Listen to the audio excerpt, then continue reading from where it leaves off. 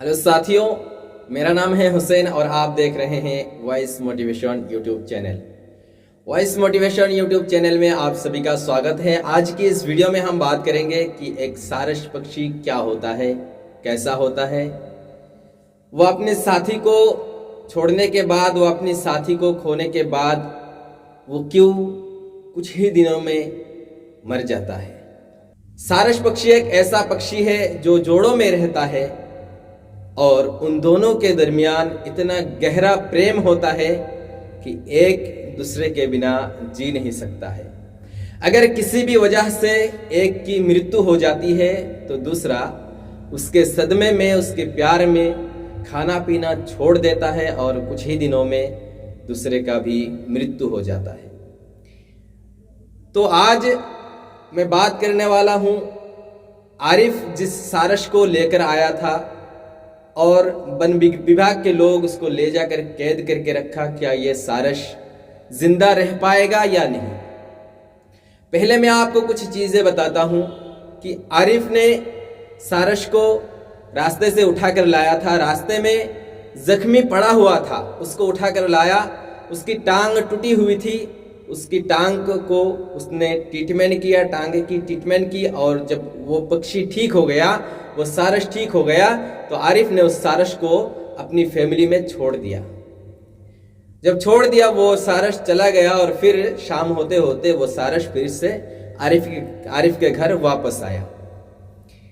वो सारस जाके देखा कि उसके साथी को नहीं मिला, तो वो सारस वापस आरिफ के घर आया, इसीलिए कि आरिफ ने उसकी ट्रीटमेंट की, देखभाल की, इसीलिए उसके साथ भी मोहब्बत हो गया।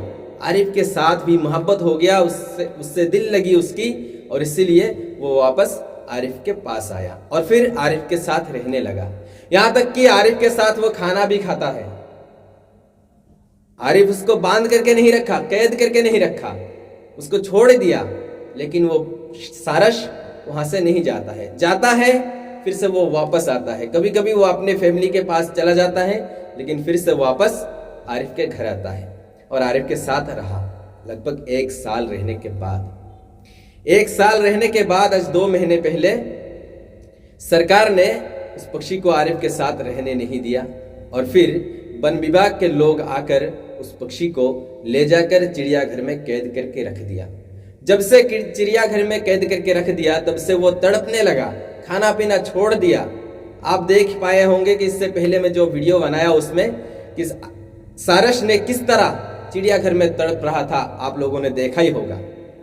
तो वहां पर इतना तड़प रहा था, देखकर हर किसी के दिल बहल जाता है, हर कोई रो पड़ता है। इतना दर्दनाक है ये कहानी। तो ये सारस भी खाना पीना छोड़ दिया। क्यों? क्योंकि आरिफ के साथ प्यार हो गया। पहले एक साथी को उसने खो दिया, अपना साथी, फिर आरिफ के साथ इसका मोहब्बत हुआ, प्यार हुआ, फिर आरिफ के साथ रहने लगा, आरिफ के साथ खाने लगा।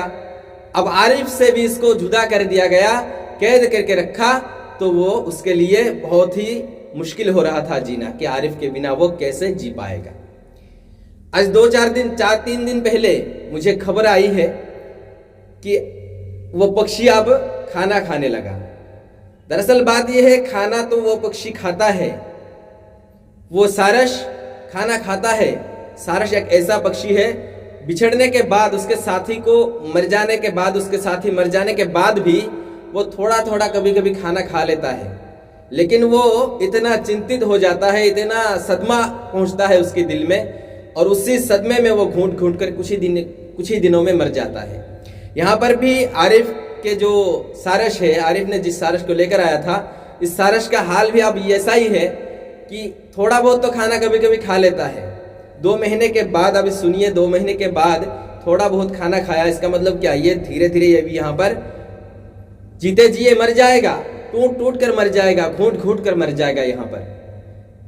तो मैं आप सभी लोगों को बस यही निवेदन करता हूं कि आप लोग खड़े हो जाइए ताकि इस सारस को आजाद कर दिया जाए।